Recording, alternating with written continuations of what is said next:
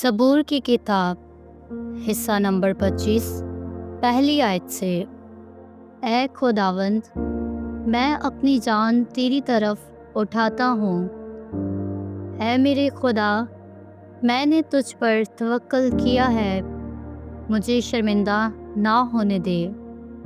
मेरे दुश्मन मुझ पर शादियाना ना बचाएं, बल्कि जो तेरे मुंतज़र हैं उनमें से कोई शर्मिंदा ना होगा।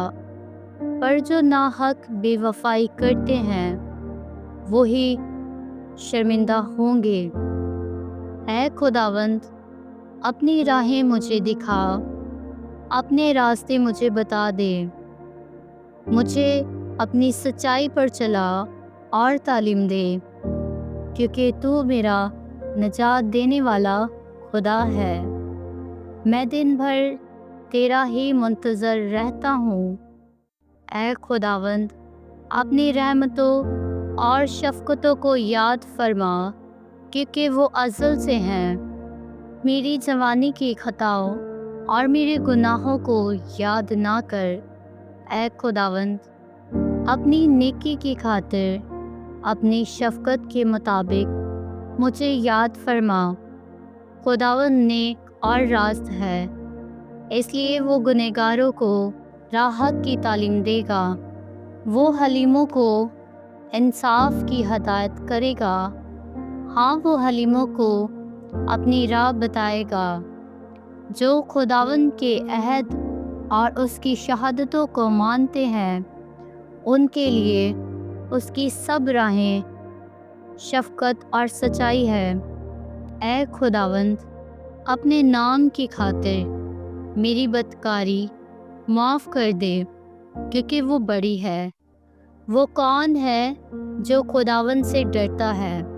खुदावंद उसको उसी राह की तालीम देगा जो उसे पसंद है।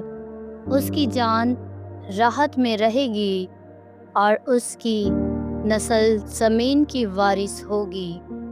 खुदावंद के राज को वही जानते हैं जो उससे डरते हैं, और वो अपना अहद उनको बताएगा।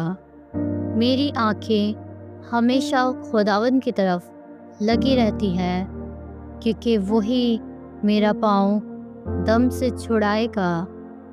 मेरी तरफ मुतवज्जा हो और मुझ पर रहम कर, क्योंकि मैं बेकस और मुसीबत ज़दा हूँ। मेरे दिल के दुख बढ़ गए। तू मुझे मेरी तकलीफ़ों से रिहाई दे। तू मेरी मुसीबत और जाफ़शानी को देख और मेरे सब गुनाह माफ़ फरमा। मेरे दुश्मनों को देख, क्योंकि वो बहुत हैं और उनको मुझसे सख्त अदावत है। मेरी जान की हिफाजत कर और मुझे छुड़ा। मुझे शर्मिंदा ना होने दे, क्योंकि मेरा तवक्कुल तुझ ही पर है। दयानतदारी और रास्तबाज़ी मुझे सलामत रखे, क्योंकि मुझे तेरी ही आस है। ऐ खुदा, इस्राएल को उसके सब दुखों से छुड़ा ले। आमीन।